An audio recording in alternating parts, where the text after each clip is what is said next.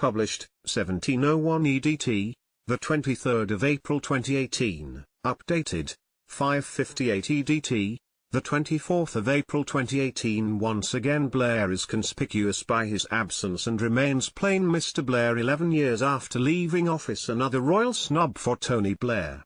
The Queen announced 2 new additions to the Knights of the Garter yesterday, the oldest, most senior order of chivalry in the land.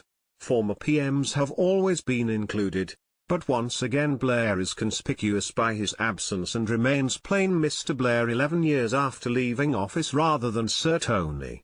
The numbers are restricted to 24 and, unlike most honours, the Order of the Garter is in the gift of the Queen without any advice from the Prime Minister. Members of the Order have an allocated seat at the Royal Chapel of St George's, Windsor. There is some speculation that Blair's role in the Iraq War may have blighted his chances. Or perhaps he does not wish to be a knight at all? If so, he'd deprive Sherry of her rightful position as Lady Blair. For as long as Blair is not included, it makes it tricky to offer the honour to his successors, Gordon Brown and David Cameron. It is thought Blair was offered a peerage on leaving office but turned it down to avoid declaring the sources of his massive earnings.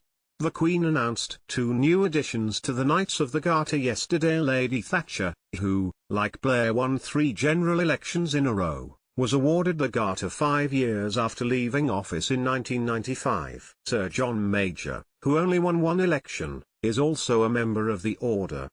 The latest recipients are Viscount Brookborough and Dame Mary Fagan.